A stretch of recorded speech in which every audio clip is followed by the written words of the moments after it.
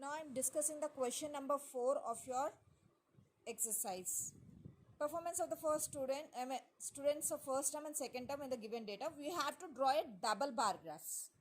Okay, the only graph which can give you a glance view about, and we can compare two datas at a time. Okay, we can compare two datas at a time using double bar graphs. Okay, here two datas are there. First term marks and second term marks of a student.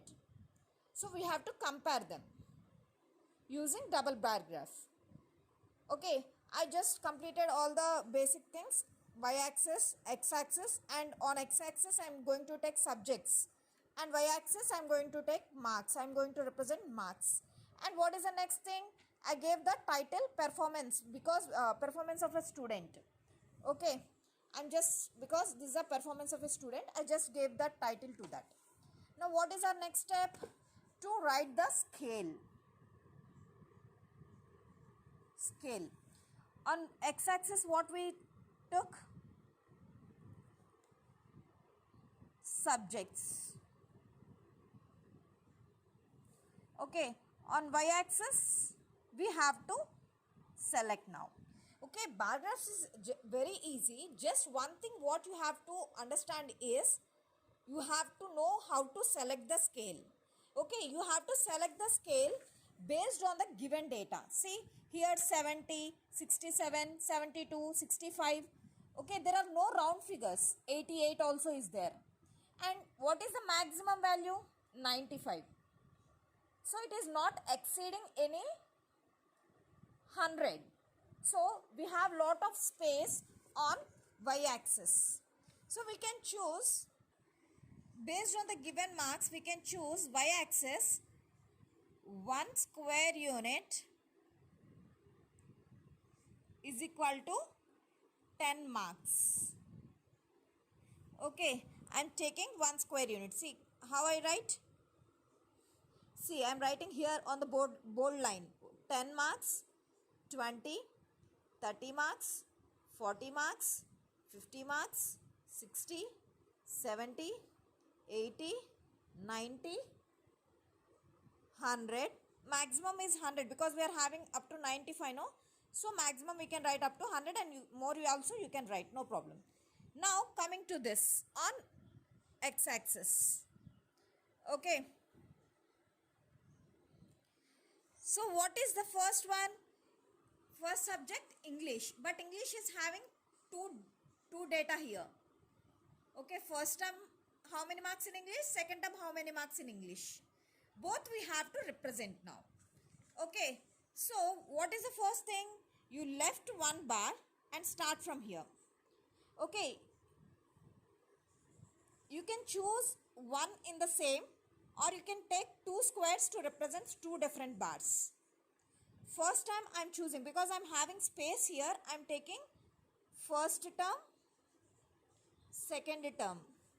This is of English. So first term marks I have to indicate in this line, and second I have to indicate in this space.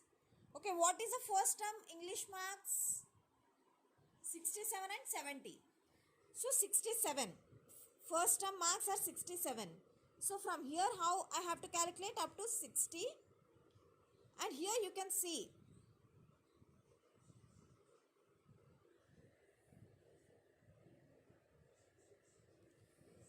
after 60, this is 60, right? The small line is 61, 62, 63, 64, 65. Here it is 65. Okay, 66, 67. So this is the 67 line. This small line will be the 67. Okay, 60, 61, 62 up to 65, 66, 67. Millimeters lines you have to check. Okay, 60, 61, 62, 63, 64, 65, 66 and 67. Okay, so you have to draw a bar here. Next, in the second term graph, what is the second term mark? 70. So up to where you can draw up to 70, this one. Okay, this is a double graph. Okay, first English first term marks 67, English second term marks 70. Like that we have to draw the remaining subjects. Here after completing English we can join. Now leave one more bar as space and draw from here, not continuously. Okay, give some gap here, one bar graph, then you can continue here. And this is the bar graphs I completed. See, for each and every subject we are having two values. Okay, Hindi maximum 72 and in second term it is 65. Maths in first term it is 88 and second term marks rise by 95. Rise to 95. And science first term it's 81 and second term it's 85. Social 73 and 75. You have to count the minimum, the values like this. See the small square box, here it is 70. You can see here it is a 70. Okay, after that how many it is? Sorry, 80. Social is first one 73.